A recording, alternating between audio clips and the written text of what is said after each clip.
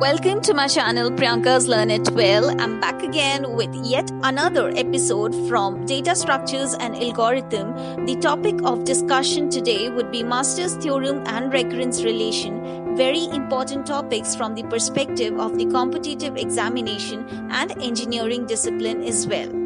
If you're new to my channel, do not forget to subscribe and hit the bell icon for getting all the notification from Priyanka's Learn It Well.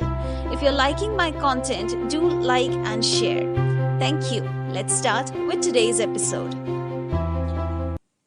Understanding the concept of recursion, let's say if a procedure P contains a call to itself or it makes a call to another process Q, which in turn makes a call to it again, then the procedure P is said to have a recursion. In former case, it is known as a direct recursion and the latter is called the indirect recursion. In this diagram, you can always see that this process P is making a call to itself. So this is a direct recursion, and in this part you can see that the procedure P is making a call to Q, and then the procedure Q is making a call to P, thereby saying that P is indirectly making a call to itself. The Tower of Hanoi puzzle is a very famous puzzle to understand the concept of recursion. The Tower of Hanoi puzzle was invented by French mathematician Edward Lucas in 1883.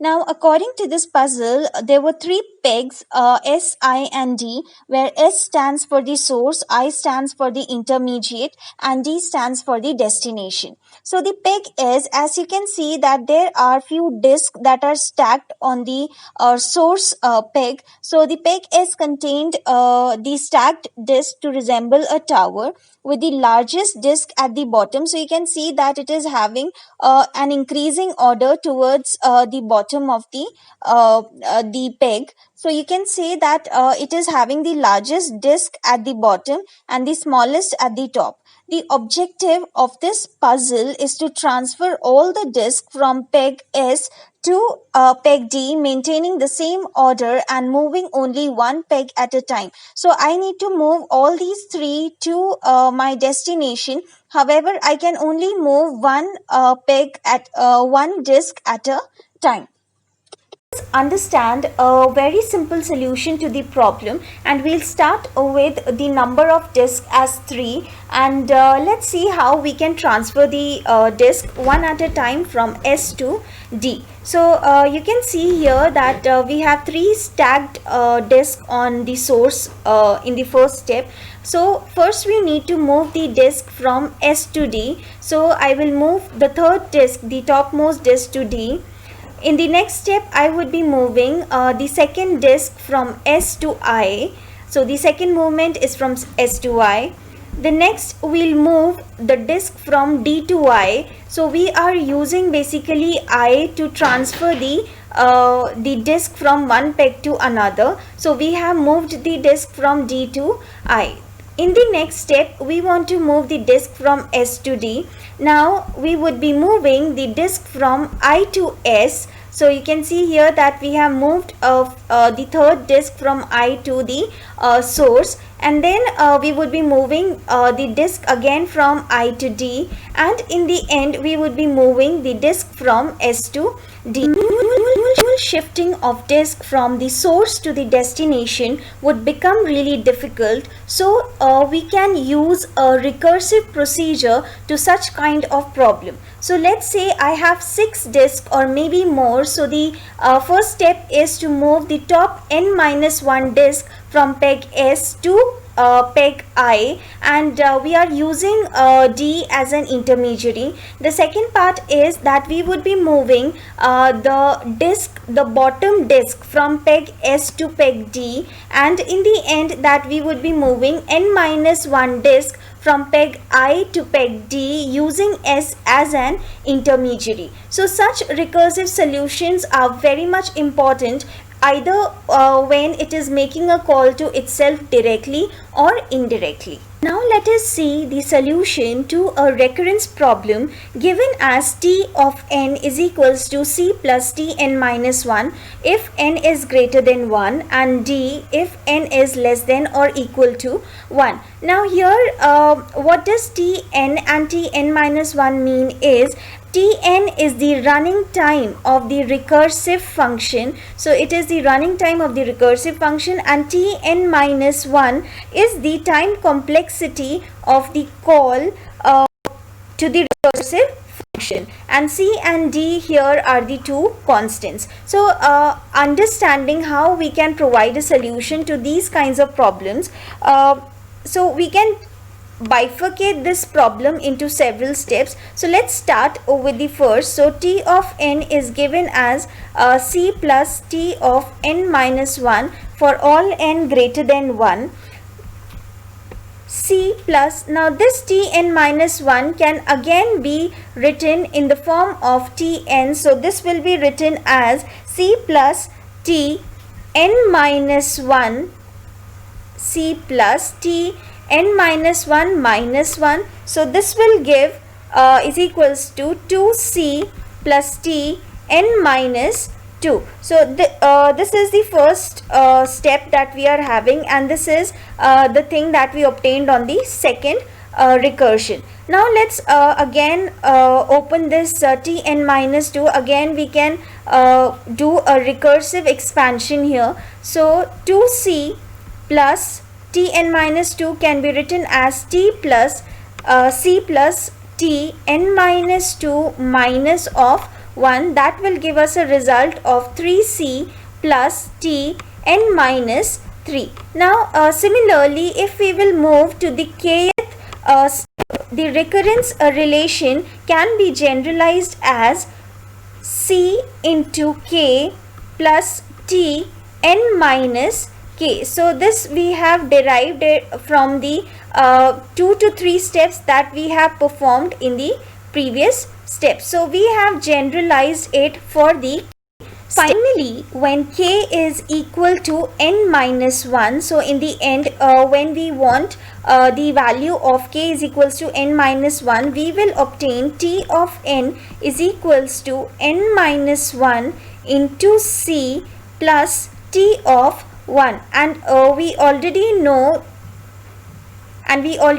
that if n is less than or equal to 1, we will be replacing it by the constant d. So here if I again replace the values as n minus 1 into c plus of d. So from this we can see that the complexity that will be gained for this recursive function will be O of n.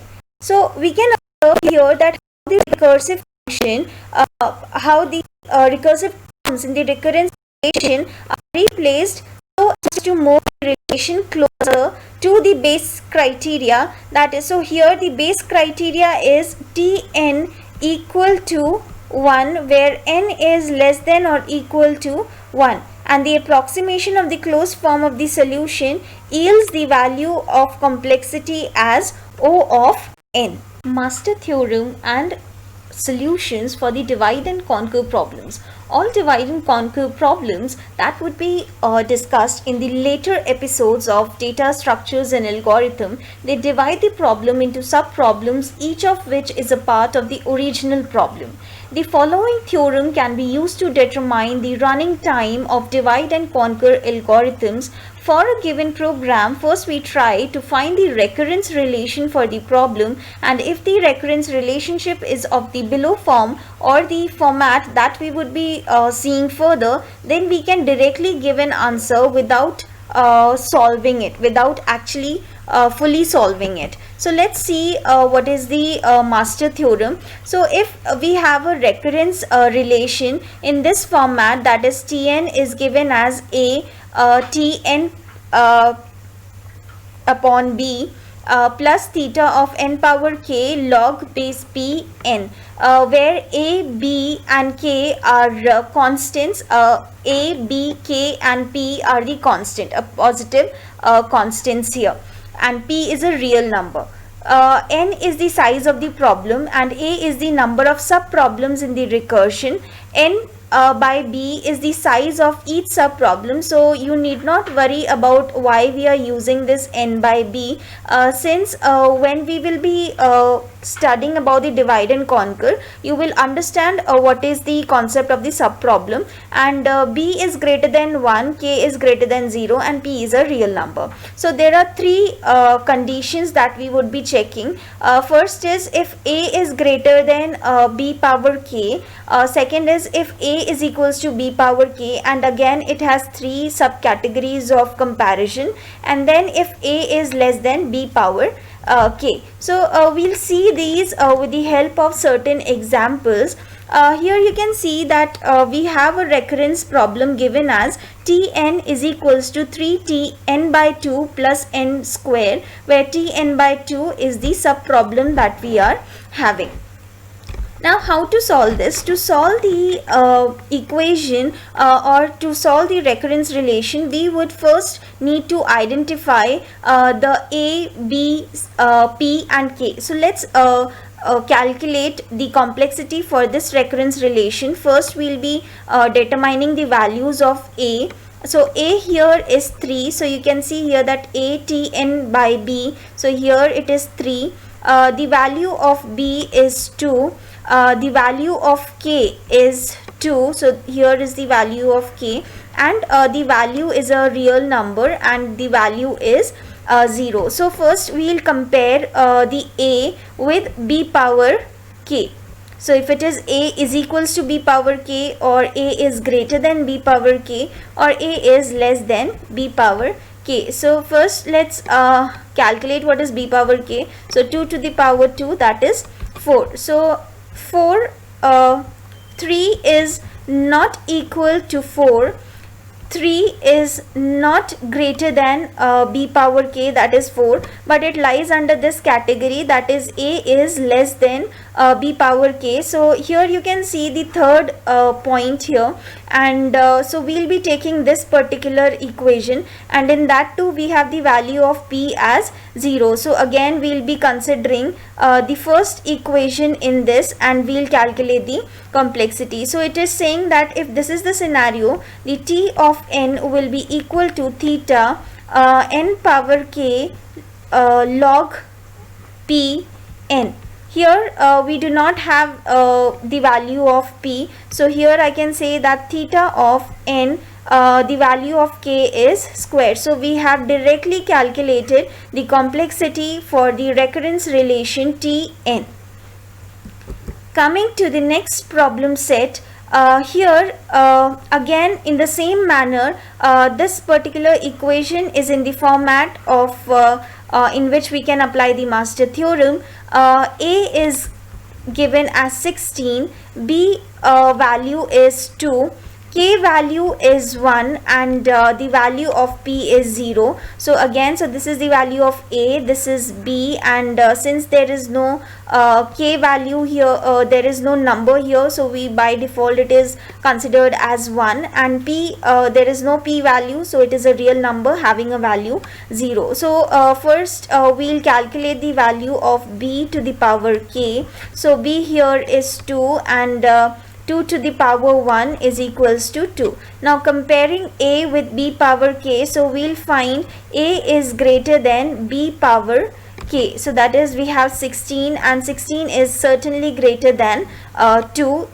So we'll consider the equation, that is the first one, where a is greater than b power k. So let's calculate the complexity. So t of n is equals to theta n log b a, where theta n log base 2 16.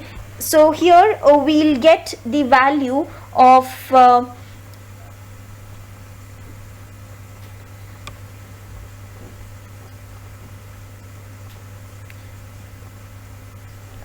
so here we'll find the value of theta as theta n square.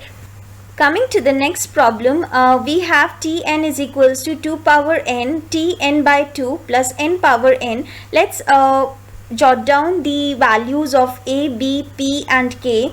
A is given as 2 power n, b is given as 2, the value of k is given as n, and the real value of p is given as 0. However, master theorem cannot be applied on this stage because a here is not a constant. So for this question we can say that it is not does not exist for master theorem. Coming to the next question, here again it is in the format of the master theorem, appropriate for the master theorem.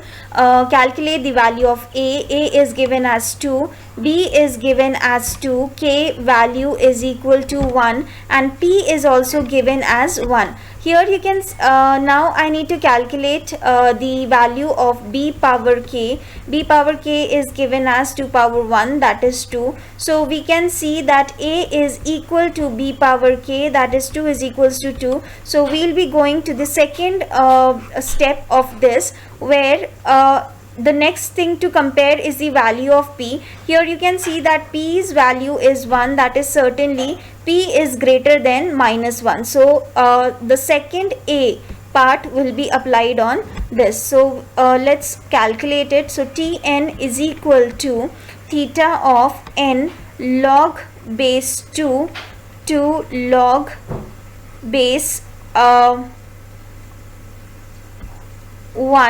plus 1 n. So now when we will be solving this equation, we would be getting the value as theta n log square n.